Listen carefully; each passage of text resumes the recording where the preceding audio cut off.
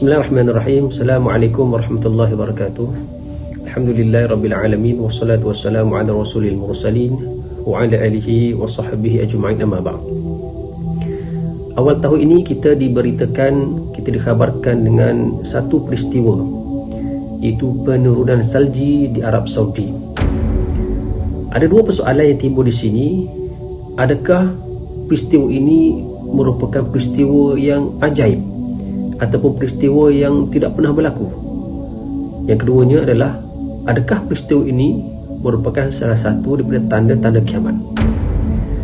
Untuk menjawab kepada peristiwa ini, kita perlu melihat kepada geografi Arab Saudi itu sendiri.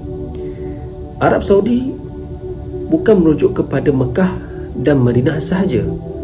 Arab Saudi merupakan sebuah negara yang besar, dan kedudukan geografi Arab Saudi juga adalah berbeza-beza.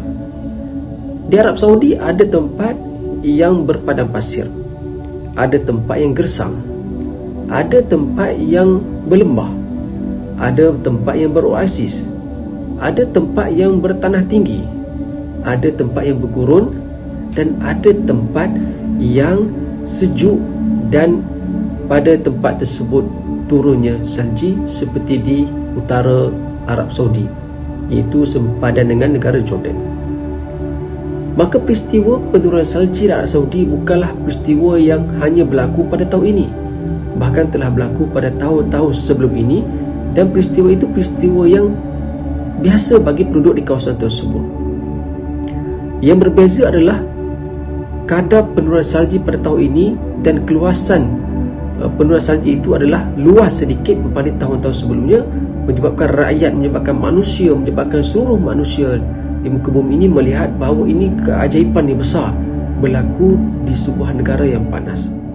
Di Arab Saudi bukanlah kita katakan bahawa kawasan tersebut adalah panas sepanjang tahun.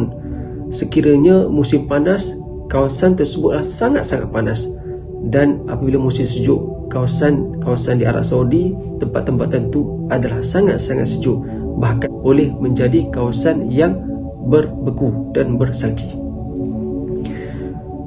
Yang keduanya adalah, adakah peristiwa ini merupakan tanda daripada tanda-tanda kiamat? Untuk menjawab persoalan ini, kita perlu melihat kepada hadis baginda Nabi SAW. Nabi SAW menyebut, tidak akan datang hari kiamat sehingga negeri Arab kembali menjadi padang rumput dan sungai-sungai. Hadis riwayat Muslim. Gambaran daripada hadis ini merujuk kepada tidak akan berlakunya kiamat sehingga negara Arab, iaitu akan kembali kepada satu keadaan yang berumput dan bersungai.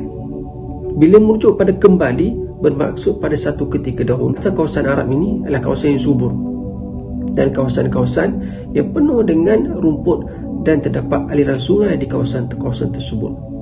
Walau bagaimanapun, perubahan kepada geografi dunia menyebabkan kawasan tersebut menjadi gersang, dan akhir zaman akan kembali subur, sebagaimana sabda Nabi SAW menggambarkan bahawa kita menghampiri kepada kiamat.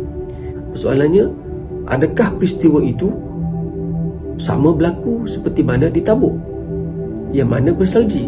Wallahu alam, kita tidak boleh mengatakan ya atau tidak boleh mengatakan tidak, kan itulah kuasa Allah Subhanahu wa taala. Dan yang penting, kita perlu meyakini bahawa setiap perkara itu adalah merupakan petanda dekatnya kita dengan akhir zaman, kerana kita adalah umat akhir zaman.